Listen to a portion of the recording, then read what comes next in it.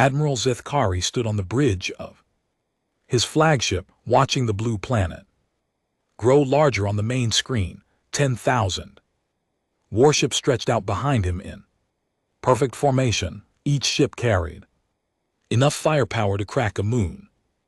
Together they could turn entire worlds into dust, and this was the largest fleet the Galactic Dominion had ever assembled. Zethkari had commanded it for 30 years, conquering world after world. 847 planets had surrendered when they saw his ships arrive. Not one had dared to fight back. Today would be number 848. "Sir, we have completed our scans," reported his science officer, a thin creature with blue skin and 4 eyes. "The third planet shows signs of primitive civilization. They have nuclear weapons and basic space flight, nothing that could threaten us." Zethkari nodded. It was always the same. These young species thought they were so advanced when they split atoms and launched metal tubes into space. They had no idea what real power looked like. "What is their population?" he asked. "Approximately 8 billion beings, Sarah. They call themselves humans. They live on most of the planet's land masses. 8 billion, that was quite large for a primitive world. Most species only had a few million when the Dominion found them, but it did not matter, large or small, they all surrendered in the end. Prepare the standard ultimatum broadcast." Zethkari ordered all frequencies. The communications officer, a reptilian being with green scales, worked in his console. "Ready, sir." Zethkari straightened his uniform and walked to the center of the bridge. He had given this speech so many times he could recite it in his sleep. The words were always the same, translated into whatever language the primitive species used. "Begin transmission." The red recording light appeared on his console. Zethkari looked directly into the camera with cold, dark eyes. "Inhabitants of the third planet, you will listen and obey. I am Admiral Zethkari of the Galactic Dominion Fleet. You are now facing 10,000 warships, each more powerful than anything your species has ever built." He paused, letting the words sink in. This was usually when the fear started, when primitive governments began to panic and argue among themselves. "You have one choice and one choice only. Surrender immediately and accept Dominion rule or be destroyed. You have 6 of your hours to decide. Any attempt to resist will result in the complete destruction of your world." Zethkari gestured, and the transmission ended. He turned to his tactical officer, a tall being with gray skin and no hair. "How long until they respond?" he asked. "Based on previous encounters, sir, I estimate 2 to 3 hours. First, they will deny we exist. Then they will panic. Then they will try to organize some kind of defense. Finally, they will realize how hopeless their situation is and surrender." It was always the same pattern. Zethkari had seen it hundreds of times. Fear was a powerful weapon, often more effective than actual guns. "Sir." The communications officer suddenly sat up straight. "We are receiving a response." Zethkari frowned. That was impossibly fast. Most species needed at least an hour just to confirm the transmission was real. "Put it on speakers," he commanded. The bridge filled with sound, but it was not the fearful pleading or desperate threats Zethkari expected. It was laughter, loud, joyful human laughter that seemed to go on forever. The Admiral stared at the speakers in confusion. "What is this? Some kind of distress signal?" The communications officer checked his Instruments? No, sir. It appears to be genuine amusement, the laughter finally stopped, replaced by a cheerful human voice speaking in their primary language. The universal translator quickly converted it. Oh wow, this is amazing. 10,000 ships. That's incredible. Welcome to Earth. We are so excited to meet you. This is the best day in human history. Zephyr blinked. In 3 decades of conquest, no one had ever called his arrival the best day in their history, sir. The communications officer continued. We are receiving hundreds of additional transmissions from the planet's surface. They seem to be invitations. Invitations? Yes, sir. They are inviting us to what they call parties. They want to celebrate our arrival. They are asking if we need anything, if we are hungry, if we want to see their museums.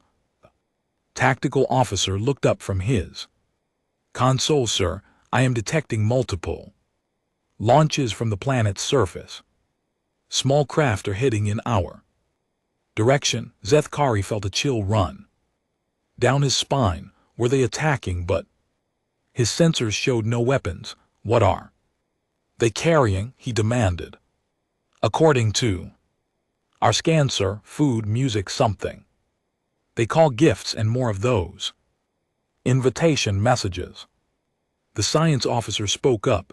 Admiral, I'm reading massive electromagnetic activity across their planet. Their global communication network is extremely active. They appeared to be celebrating. Zakari walked to the main screen and stared at the blue world below. In all his years of conquest, he had never encountered anything like this. Species were supposed to be afraid. They were supposed to beg for mercy or threaten revenge. They were not supposed to throw parties, sir. The communications officer said nervously.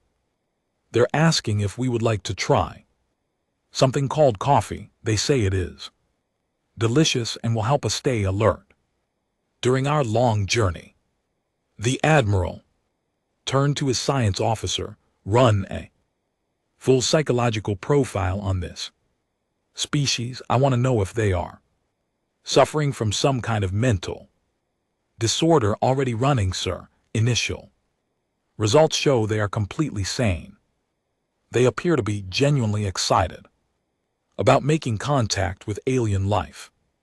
Another burst of laughter came through the speakers, followed by what sounded like music, happy, energetic music that made several crew members on the bridge start moving their heads to the rhythm.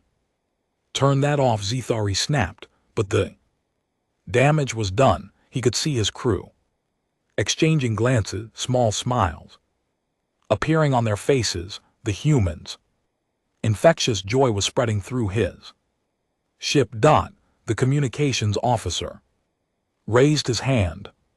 Sir, they are asking if we would like to attend something called a welcome party. They have prepared food from all over their planet. They want to show us their art and music. They are asking about our culture and our journey. Zephyr sat down heavily in his command chair. In 847 previous conquests, he had never once been asked about his journey. No one had ever offered him food or wanted to show him art. Sir, his tactical officer asked. What are your orders? The Admiral stared at the blue planet that refused to be afraid of him, the planet full of beings who wanted to be his friends instead of his subjects. For the first time in 30 years, Admiral Zakari had absolutely no idea what to do next. Captain Sarah Chun floated in the observation deck of Luna Station, watching Earth through the massive windows. The planet looked the same as always, but everything had changed. In the past 6 hours, humanity was no longer alone in the universe. Captain, her aide, Called from behind her, the latest. Reports are coming in from around the globe. Sarah turned away from the window as Earth's defense coordinator. She had expected to spend this day coordinating humanity's last desperate defense against alien invaders. Instead, she was coordinating the largest welcome party in human history. What's the status, Marcus, Lieutenant? Marcus Webb pulled up a holographic display showing Earth and the surrounding space. Ma'am, it's incredible. Instead of panic, we have celebration. Every major city is throwing street parties. The global communications network crashed twice. From all the messages people are trying to send to the aliens, Sarah smiled. It was so perfectly human. First contact with an alien invasion fleet, and people were posting selfies with the alien ships in the background. What about the governments? She asked. The emergency council met for about 10 minutes. Marcus replied with a grin. President Martinez suggested we surrender immediately. Prime Minister Singh laughed so hard she fell off her chair. Chancellor Weber asked if we could invite the aliens to the Global Arts Festival next month. Sarah shook her head in amazement. When she had received her orders this morning, she thought she would be preparing Earth's defenses for a hopeless battle. Instead, her biggest challenge was organizing transportation for all the humans who wanted to visit the alien fleet. How many civilian ships have launched? She asked. Marcus checked his display. 317 so far, with more launching every hour. Everything from luxury yachts to cargo haulers. Aliens don't seem to know what to do with them. Sarah looked back toward Earth's orbital space, where hundreds of small human ships were approaching the massive alien fleet. Each one carried gifts, food, music, and very excited humans who wanted to meet their new galactic neighbors. Any response from the alien admiral? She asked. Radio silence for the past 2 hours, Marcus replied, but our long-range sensors show a lot of activity on their ships. Internal communications are through the roof. We think they're arguing among themselves. Sarah laughed. She could only imagine what those conversations were like. The aliens had probably conquered hundreds of worlds, and every time it went the same way. Fear, surrender, occupation. But humans had thrown their entire playbook out the window in the first 5 minutes. Captain Ensign Rodriguez called from the communication station. We have incoming ships from the alien fleet. 3 vessels approaching slowly. Sarah felt her heart race. Are they attacking? No, ma'am, they're transmitting on diplomatic frequencies. It looks like they want to talk. Patch me through to Earth Command, Sarah ordered, and prepare the main docking bay for visitors.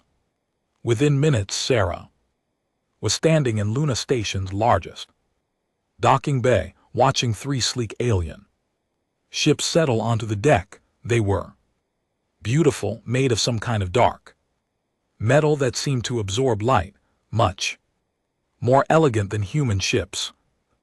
Airlocks opened, and Sarah got her first look at actual aliens. They were taller than humans, with gray skin and large, dark eyes. They moved carefully, like they expected danger at any moment. The lead alien stepped forward and spoke through a translation device. I am Commander Vexallen of the Galactic Dominion Fleet. I have been sent to accept your surrender. Sarah bit back laugh. Behind the alien delegation, she could see human civilians gathering in the observation areas, taking pictures and waving enthusiastically. Several were holding up signs that said Welcome to Earth, and we come in. Friendship, Commander Vexalan Sarah. Said formally, I am Captain Sarah Chun, Earth Defense Coordinator, on behalf of humanity. Welcome to our solar system. We are honored to meet you. The alien looked confused. You are honored. We are here to conquer your world. Yes. We heard your message, Sarah replied. Cheerfully, very dramatic. We were impressed by the size of your fleet. 10,000 ships, that must have taken incredible organization and planning. We would love to hear about your journey. Commander Vexalan stared at her. His dark eyes seemed to be trying to process something that did not make sense. You do not understand, he said slowly. We have weapons that can destroy your entire planet. Your people should be terrified. Sarah nodded. Oh, we understand perfectly. Your technology is clearly far advanced beyond ours. That's what makes this so exciting. Think of everything we can learn from each other. Do you have art, music? What about food? We brought some samples. She gestured to a table that had been set up nearby, covered with dishes from around the world: pizza, sushi, tacos, curry, chocolate cake, and dozens of other foods. Thought the alien delegation stood frozen, staring at the food table like it might explode. Captain Chun, Commander Vexalan said carefully, I do not think you understand the situation. The Galactic Dominion has conquered 847 worlds. We have never been defeated. We are not here for cultural exchange. 847. Sarah exclaimed, that's amazing. You must have so many stories. What were they like? Did you make friends with any of them? We would love to meet them. Two, behind her, the human observers were murmuring excitedly among themselves. Someone called out, ask them if they play sports. Another voice added, do they have movies? Commander Vexalan looked around the docking bay at all the smiling human faces. His own expression showed complete bewilderment. We do not make friends, he said quietly.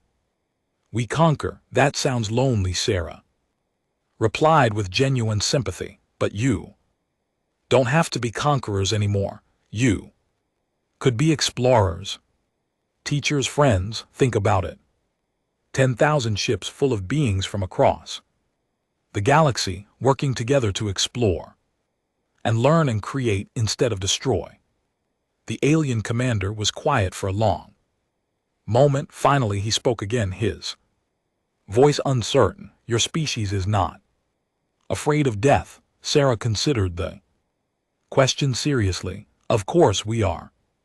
But we're more afraid of missing this opportunity. You represent contact with an entire galaxy full of life and intelligence and wonder. How could we waste that on fear when we could spend it on friendship? Behind the alien delegation, Sarah could see their escort guards exchanging glances. One of them was staring at the food table with obvious curiosity.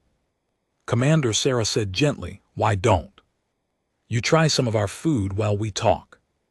We have thousands of years of culinary tradition from all over our world, and we would love to hear about your cultures too. Commander Vexalan looked back at his guards, then at the eager human faces, then at the table full of strange earth foods. For the first time since arriving, he seemed to relax slightly. Perhaps, he said slowly, we could try a small sample. As the alien delegation cautiously approached the food table, Sarah smiled. Around the galaxy, 847 worlds had surrendered in fear, but Earth was going to win this war with kindness, curiosity, and really good food. The invasion was about to become the best diplomatic dinner party. In galactic history, Dr. Kekstar had studied the behavior of conquered species for over 60 years. He had written the standard manual on post-invasion psychology. He understood fear, despair, anger, and eventually acceptance. But what he was observing from the humans made no sense at all. He stood in his laboratory aboard the flagship, surrounded by screens showing data from across the fleet. Every monitor displayed the same impossible information. Instead of breaking down under the threat of conquest, human society was becoming more organized and more joyful by the hour.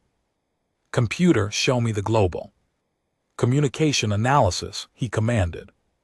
The main screen filled with a web of light representing human electronic communications.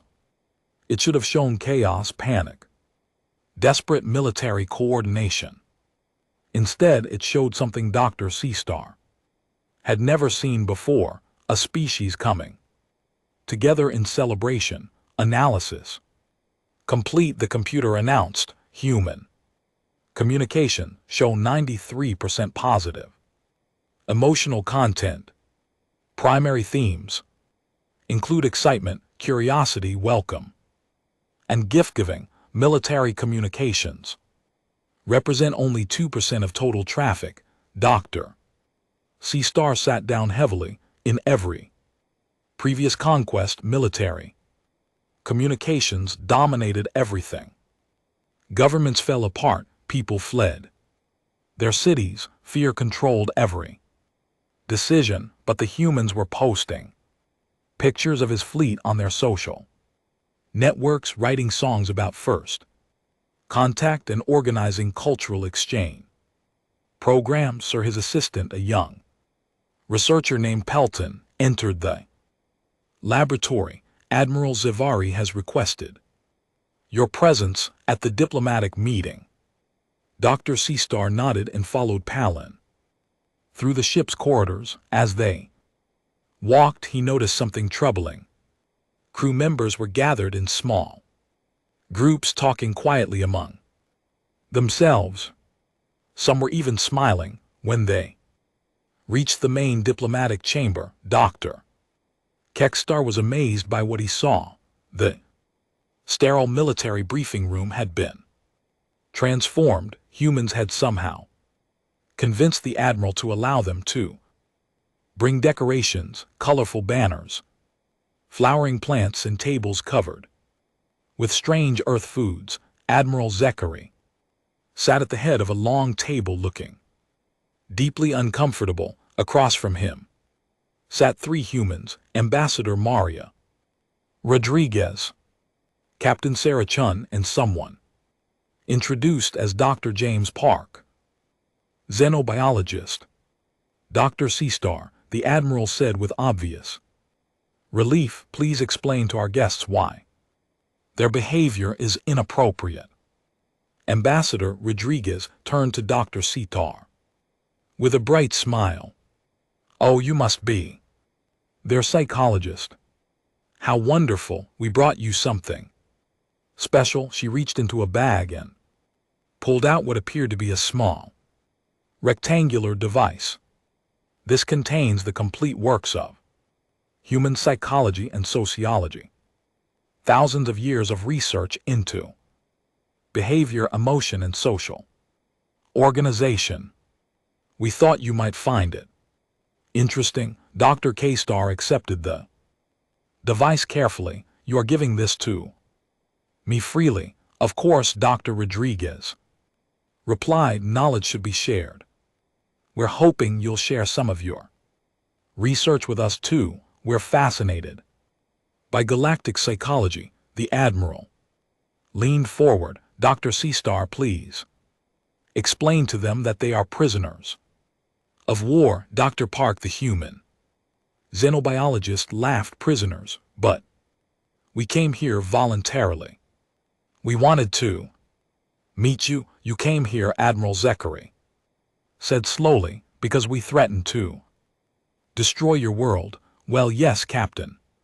Chan admitted, but that's not why we came. We came because this is the most amazing thing that has ever happened to humanity. First contact with an advanced galactic civilization. Do you have any idea how long we've wondered if we were alone? Dr. C-Star studied the three humans carefully. Their body language showed no signs of fear or deception. They were genuinely excited to be here. I do not understand. He admitted, your species should be terrified. Ambassador Rodriguez looked thoughtful. Can I ask you something, Dr.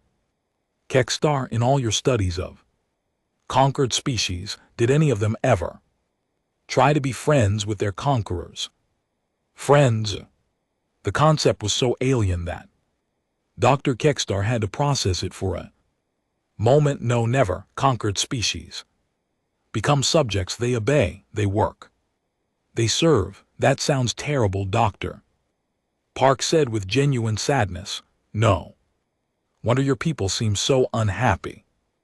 Admiral Zechary stood up abruptly. We are not unhappy. We are conquerors. We rule 847 worlds. But do you enjoy it, Captain? Chun asked gently. The question hung in the air like a physical thing. Dr. Kekstar realized that in all his years of service, no one had ever asked him if he enjoyed his work. The conquest of worlds was duty, necessity, survival. But enjoyment, that is not relevant, the Admiral said. But his voice was uncertain. Ambassador Rodriguez opened another bag and pulled out a small device. This is a music player. It contained samples of music from every human culture. Would you like to listen? Before anyone could object, soft music began filling the chamber. It was unlike anything Dr. Kekstar had ever heard. Complex but accessible, emotional but not overwhelming, beautiful. He noticed several crew members in the corridor outside had stopped to listen. Their faces showed something he rarely saw on Dominion ships. Peace. Music is how we express feelings, Dr. Park explained. This particular song is about hope for the future, about the possibility of friendship between different peoples. We do not have music, Dr. Kekstar found himself saying. The three humans stared at him in shock. No music at all. Ambassador Rodriguez asked, art serves no military purpose, Admiral Zechary said stiffly. But what do you do for happiness? Captain Chun asked. Another question that had never been asked before. Dr. C-Star tried to remember the last time he had felt truly happy. It had been a very long time. We find satisfaction in victory, he said. But the words sounded hollow even to him. Dr. Park leaned forward. What if victory could be something different? What if instead of conquering worlds, you could discover them? Instead of ruling people, you could learn from them. The music continued to play, and Dr. C-Star noticed that Admiral Zechary was unconsciously moving his head to the rhythm. The Admiral caught himself in stopped immediately. Impossible, Zeri said. The Dominion exists to expand, to conquer. It is our nature. Maybe it was your nature, Ambassador Rodriguez said gently. But nature can change. Evolution isn't just biological. Cultures can evolve too. She stood up and walked to the window that showed the Earth below. Look at that world, Admiral. 4 billion years ago, it was a ball of molten rock. Life began in tiny pools of water. Those first cells could never have imagined the complexity of what life would become. Dr. C-Star followed her gaze. The blue world did look peaceful from this distance. Beautiful, even your Dominion could. Evolve too, Captain Chun continued. Instead of an empire of conquest, it could become an alliance of cooperation. 10,000 ships exploring the galaxy, together sharing discoveries, creating new art and music and knowledge. The music reached a crescendo, and for a moment Dr. Kekstar could almost imagine it. Ships full of researchers instead of soldiers, worlds joining the Dominion voluntarily, the joy of discovery instead of the grim satisfaction of victory. Sir, came a voice from the chamber's communication system. This is Commander Vorak. We have a situation in the lower decks, Admiral. Ziri activated the communicator. What kind of situation? Well, sir, it appears that some of the crew are socializing with the human visitors who came aboard. They are teaching our people something called games and sharing what they call stories. Through the window, Dr. K-Star could see more human ships approaching the fleet, each one carrying more gifts, more food, more humans eager to make friends with their would-be conquerors. The invasion was becoming something the Galactic Dominion had never experienced before. A party, and despite himself, Dr. Kekstar found that he was curious to see what would happen next. Commander Vorak had been head of fleet security for 15 years. He had dealt with riots, mutinies, sabotage, and every kind of military crisis imaginable. But nothing in his training had prepared him for what was happening to his fleet. Now he walked through the corridors of Battleship Section 7, carrying his daily security report. What he saw made him question his own sanity. In Recreation Bay 3, a group of Dominion soldiers sat in a circle with human visitors, listening to something called stories. The humans were describing adventures from their home world, and his soldiers were laughing. Dominion soldiers did not laugh in Meshal 2. Human cultural exchange officers were teaching his crew to prepare something called pizza. The smell was incredible, and Vorak's own stomach betrayed him by growling with hunger. In Cargo Bay 5, the most disturbing scene of all, his weapon specialists were showing human engineers their plasma cannons, not as threats but as examples of Dominion technology. The humans were genuinely impressed and asking thoughtful, technical questions. Commander Vorak called Sergeant Nextal from down the corridor. You must see this. Vorak followed the sergeant to observation Deck 4, where a crowd had gathered around the main viewing portal. Through the transparent metal they could see Earth in all its blue and green glory. What am I looking at? Vorak demanded. Sir, the humans have organized what they call a light show for us, Sergeant Nextal explained, barely containing his excitement. Watch the night side of their planet. As Vorak watched, patterns of light began appearing across Earth's darkened surface. Cities coordinating their illumination to spell out messages visible from space. Welcome appeared across the continent. The humans called North America. Friends lit up over Europe. Peace glowed over Asia. Crew members pressed against the viewing portals, staring in wonder. Many had never seen a world that was not burning or surrendering. The sight of an entire planet working together to welcome them was overwhelming.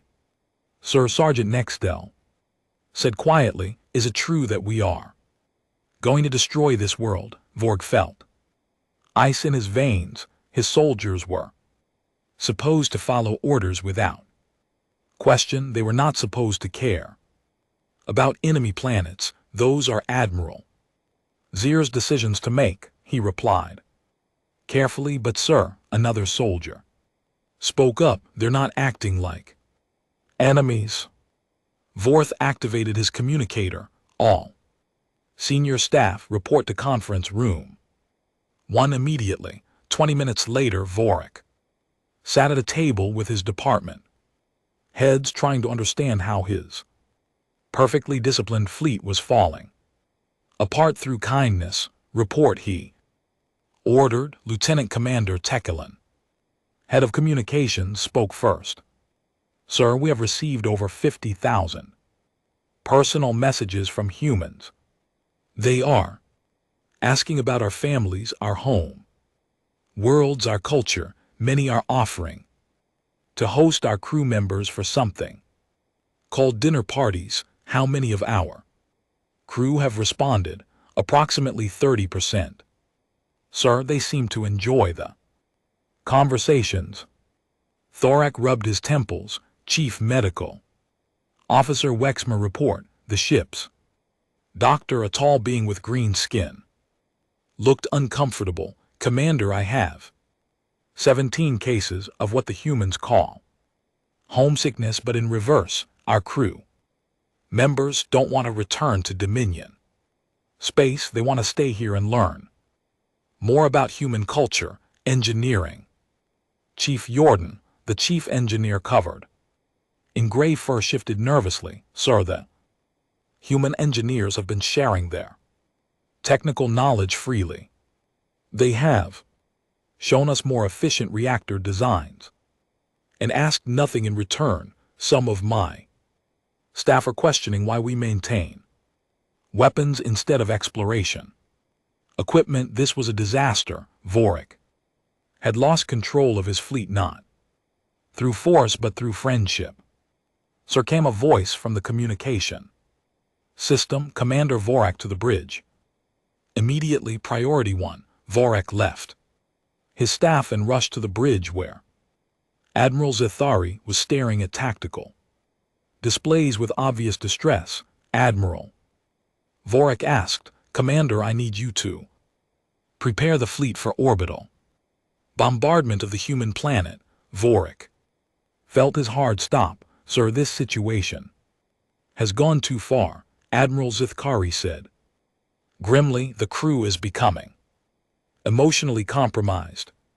We must complete our mission and restore military discipline. Yes, sir, Vorth replied, but his voice cracked slightly. I'll issue the orders immediately. He activated the fleet-wide communication system and began broadcasting the preparatory orders. As he spoke, he watched the tactical displays show his ships beginning to move into bombardment formation, but something was wrong. Ships were not responding correctly. Some weren't moving at all. Battleship Grestar, report your status, he ordered. Commander, came the reply. We are experiencing technical difficulties with our weapon systems. Destroyer Wing 7. Report, sir, our targeting computers seem to be malfunctioning. Cruiser Squadron 3, we're having problems with our main guns, sir. They won't charge properly. Admiral Zethari turned to Vorak with fury in his eyes. What is happening to my fleet? Vorak checked the diagnostic systems. All weapons show green status. No technical problems anywhere, which meant only one thing. Sir, he said quietly, our weapons crews are refusing to follow orders. What? They won't fire on Earth, Admiral. They have made friends with the humans. Admiral Zethari sat down heavily in his command chair for the first time since Vorak had known him. The Admiral looked old and tired. How many ships? Zethari asked. Vorak checked his tactical display. Approximately 7,000. Sir, the rest are reporting various equipment malfunctions, but I suspect they're all refusing. Yes, sir, Admiral. Zethari stared at the beautiful blue world on his main screen. The world that had conquered his entire fleet without Firing a single shot, "Commander," he said finally, "have you ever wondered what it would be like to have friends instead of subjects?" Vorek thought about the laughter he had heard in the recreation base, the joy on his crew members' faces as they shared meals with humans, the wonder in their eyes as they looked at Earth's light show. "Yes, sir," he admitted, "I think about it more every day." "So do I, Admiral," Zethkari said quietly. "So do I." On the main screen, more human ships were approaching the fleet.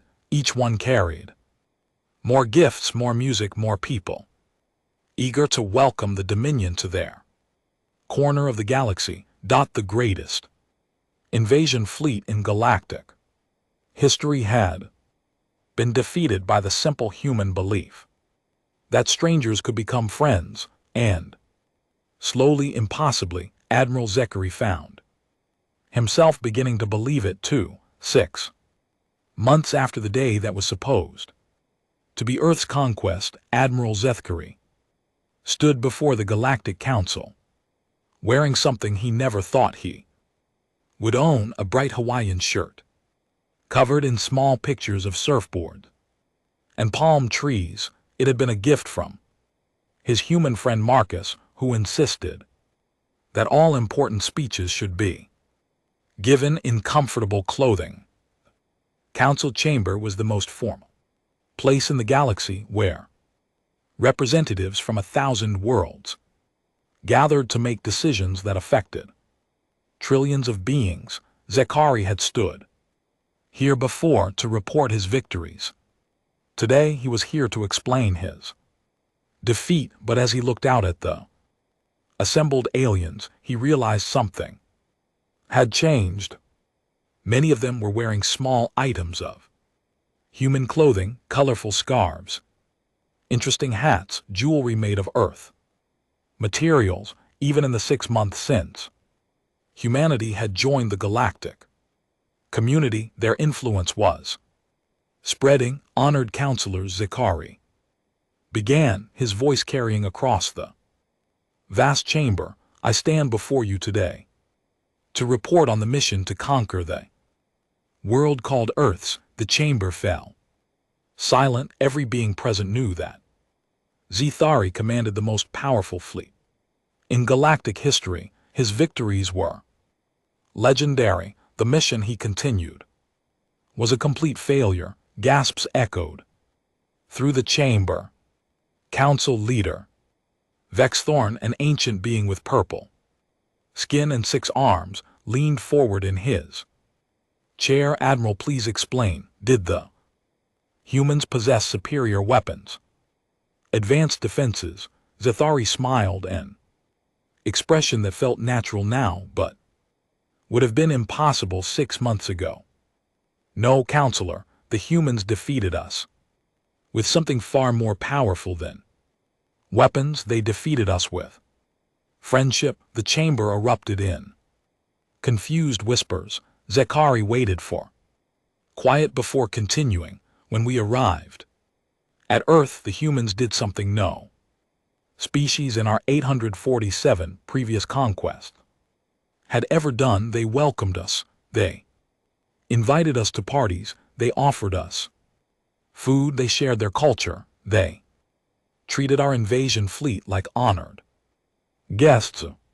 Counselor Maxron, a tall being with crystalline skin, spoke up. "Surely this was a trick, some kind of psychological warfare." "That's what I thought at first," Zethkari admitted, "but I have spent 6 months among the humans. I have seen their kindness every day. It is not a trick or a strategy. It is simply who they are." He gestured toward the viewing wall, which showed a live image of Earth. The blue planet was now surrounded by ships from dozens of worlds, all there voluntarily to participate in what humans called cultural exchange programs. "The humans have taught us something revolutionary," Lethkari continued. "They have shown us that cooperation is more powerful than Conquest that friendship creates.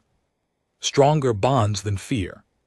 That diversity makes us stronger, not weaker. Another counselor stood up. Admiral, what are you suggesting? That we abandon the Dominion system entirely? I am suggesting, Zephyr said firmly, that we transform it. The humans have proven that there is another way. Instead of conquering worlds, we can invite them to join us. Instead of ruling through fear, we can lead through inspiration. He activated a holographic display showing various Dominion worlds. In the past 6 months, 17 worlds have declared independence from Dominion rule, but 12 of them have requested to join what the humans call a Galactic Alliance, voluntary confederation based on mutual benefit and shared values. The chamber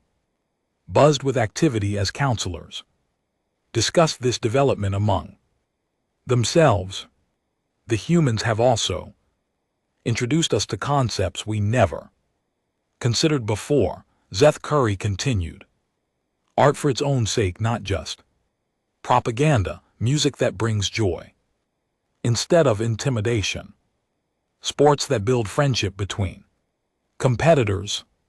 Literature that explores ideas and emotions. He paused, thinking of the changes in his own fleet. His ships were now filled with laboratories instead of just weapons. His crew members had become explorers, teachers, and artists. Alongside their military duties, morale was higher than it had ever been. Most importantly, he said, the humans have taught us to laugh. And then Admiral Zakari did something that had never happened in the council chambers. 1,000-year history, he laughed. Deep, joyful sound that filled the formal space. Several counselors gasped, but others found themselves smiling. The sound was infectious, spreading through the chamber like a gentle wave. Laughter, Zakari explained, is what humans do when they find joy in unexpected places, when they discover that something they feared is actually wonderful, when they realize that the universe is far more beautiful and interesting than they ever imagined. Council leader Vexthorn stood slowly. Admiral, you are asking us to fundamentally change the nature of galactic civilization. Yes, Zethari replied without hesitation. Because the humans have shown us that our old ways were not just cool, they were inefficient. Think of all the art, music, literature, and scientific discoveries we destroyed when we conquered those 847 worlds. Think of all the friends we could have made instead of subjects we dominated. He activated another display, showing the incredible technological and cultural advances that had emerged from human-alien cooperation. In just 6 months working together, we have made more scientific breakthroughs than the Dominion achieved in the previous decade. Human creativity combined with our advanced technology has produced amazing results, and every day both our species learn something new from each other. A young counselor from the outer rim system stood up. Admiral, what about military security? How do we defend against hostile forces? Zakari smiled. Counselor, have you ever tried to attack someone while their friends are standing beside them? The humans have created something more powerful than any weapon, an alliance based on genuine affection. Their friends will fight to protect them, not because they fear punishment, but because they care. The chamber fell quiet as the counselors considered his words. Finally, council leader Vexthorn spoke. Admiral Zth Carey, you are recommending that we dissolve the Dominion and create this galactic alliance. I am recommending that we give Freedom a chance, Zephyri replied. The humans have shown us that the universe is big enough for everyone to prosper, that there are enough resources and discoveries for all of us to share, that the joy of making friends is greater than the satisfaction of making conquest. He looked around the chamber at hundreds of alien faces from dozens of different worlds. For the first time, he saw them not as potential enemies or subjects but as potential friends. The choice is ours, he continued. We can continue the old ways of fear and conquest, or we can try the human way of hope and cooperation. We can rule through force, or we can lead through friendship. As if summoned by his words, the chamber's communication system activated. A cheerful human voice filled the space. Hello everyone, this is Captain Sarah Chun calling from Luna Station. We hope your meeting is going well. We've prepared a welcome celebration for any counselors who would like to visit Earth. We have food, music, and thousands of people excited to meet you. The chamber erupted in surprised laughter. Even in their most formal governmental proceedings, the humans found ways to extend friendship. Council leader Vexthorn looked around at his fellow counselors, many of whom were now openly smiling, all in favor of sending a delegation to Earth for this celebration. He asked. Nearly every hand in the chamber rose as Admiral Zechary watched the Galactic Council vote to embrace friendship over fear. He thought about how much had changed since that first day when humanity had laughed at his invasion fleet, but humans had been right. Laughter really was the most powerful force in the universe, because when you could laugh with someone, they stopped being a stranger and became a friend, and friends could change the galaxy.